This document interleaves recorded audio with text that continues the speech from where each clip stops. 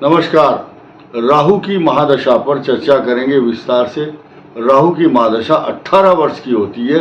ये वीडियो बनाने का उद्देश्य ये है कि 18 वर्ष की जिन जिन की महादशा चल रही होगी उन सब के निवेदन और उनके रिक्वेस्ट पर हमने ये वीडियो बनाने का निर्णय किया है। आइए जानते हैं राहु क्या लाभ दे रहा है, क्या हानि, किस हाउस में बैठता है। और आप लोगों को ये बता दूं कि आश्चर्यजनक बात कि राहु की महादशा जब किसी को देती है तो इतना बड़ा प्रिविलेज और इतना बड़ा लाभ देती है आपने कभी सोचा भी नहीं होगा। आइए जानते हैं।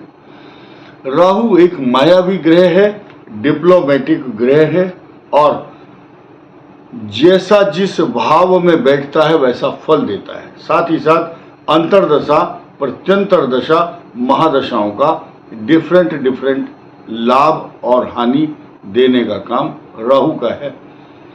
अष्टम भाव का राहु कभी अच्छा फल नहीं देता, लेकिन कुछ राशियां ऐसी हैं उनको पॉजिटिव इफेक्ट भी देता है। सबसे ज्यादा प्रभावशाली शुभ फल नौकरी, व्यापार, प्रतिष्ठा, जमीन जायदाद, तरक्की चतुर्थ भाव में भी देता है, ट्रांसफर भी कराता है। लेकिन सबसे मजबूत एकादश भाव लग्न में तीसरे और छठे भाव में होता है। त्रिखटे एकादशी राहु सर्वारिष्ट निवारणम। लेकिन राहु के जो व्यवसाय हैं वो अलग अलग हैं, जैसे शराब का काम, कॉफी, रेक्सिन, चमड़ा, क्रिकेट के इंस्ट्रूमेंट, ये स्पोर्ट्स के, ये जो बैडमिंटन, बल्ला, वॉलीबॉल, क्रिकेट, बहुत सारी चीज़ों का प्रतिनिधित्व करता है। कुछ लोग स्मगलिंग करते हैं तो वो बहुत धन लाभ कमाते हैं। हाथी दांत जैसा, हाथी दांत के द्वारा की हुई कुछ कारीगरी, आर्टिस्टिक होते हैं कुछ लोग, उसकी कोई डिजाइन बनाते हैं। इस प्रकार का जो शास्त्रों में लिखा है वो मैंने आपके समक्ष बताया। लेकिन राहु के लिए जब खराब राहु हो तो ब्राउन कलर का वस्त्र या कंबल, ऊनी वस्त्र, वूलन का, ये दान करना चाहिए।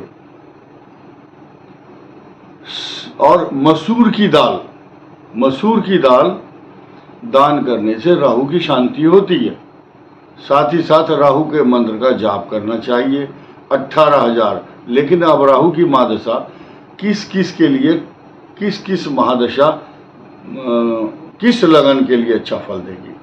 मेष लगन में, अगर लगन में ही राहु है या शुभ स्थान पर जिन जिन की मैंने अभी चर्चा की है उन स्थानों पर है तो 18 वर्ष तक वो व्यक्ति अपना साम्राज्य स्थापित कर लेता है, किसी से बात नहीं करता।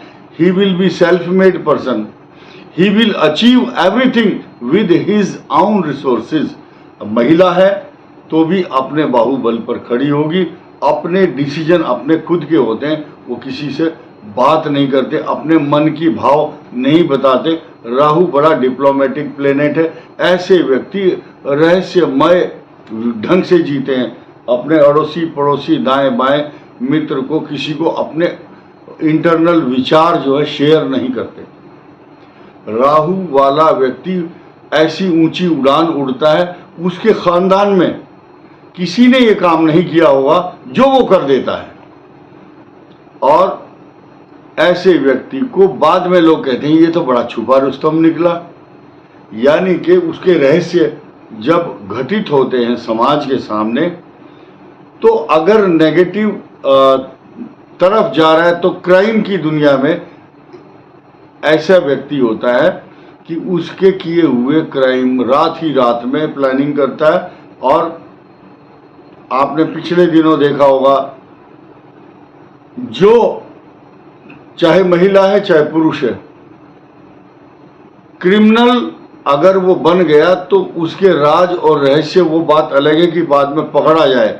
लेकिन बहुत से ऐसे क्रिमिनल भी होते हैं जो इतनी तरीके से काम करते हैं, अपनी चोरी को छुपा लेते हैं।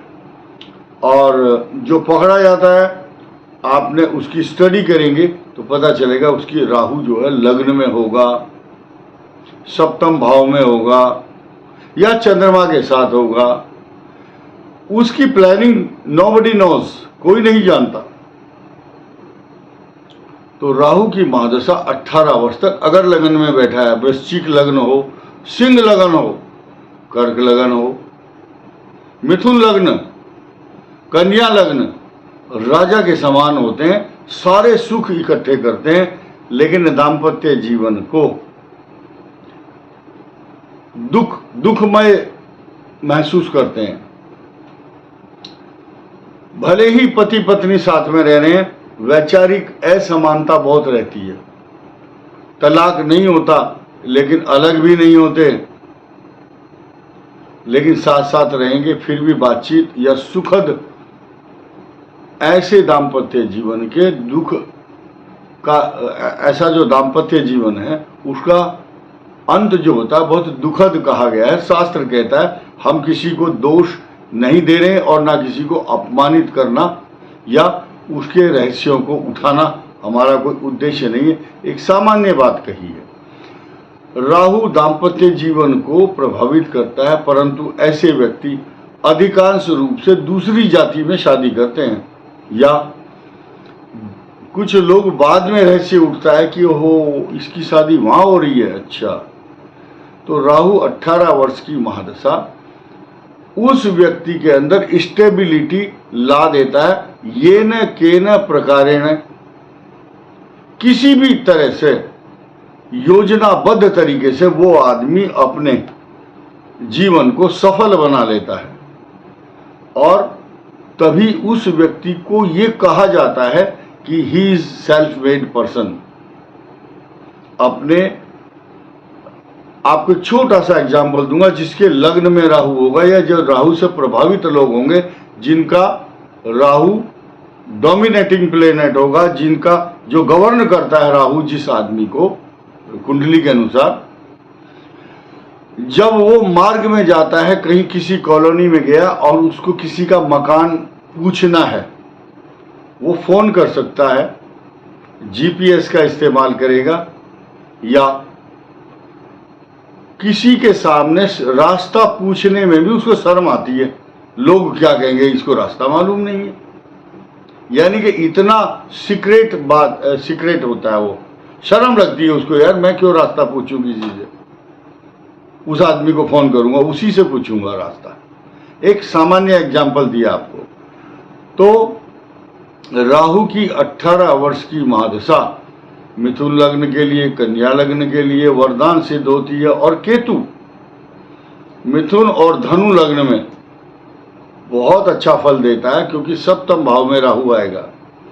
केंद्र में राहु अपना प्रभुत्व और दायित्व को निभा लेता है। 18 वर्ष की महादशा के बाद बृहस्पति की दशा आती है, लेकिन उससे पहले बृहस्पति की दशा में सुख भोगता वह व्यक्ति, डिपेंड करता है कि उसके कैसे सुख वाले ग्रह या दुख वाले कुंडली के अंदर। लेकिन 18 वर्ष की इस साम्राज्य को भोग कर वो व्यक्ति इतना अनुभवी और निपुण हो जाता है कि जीवन में राहु की महादशा के जो अनुभव हैं समस्त जीवन उसके काम आते हैं। राहु मनुष्य को इतना मजबूत और सेल्फ डिपेंड बना देता है।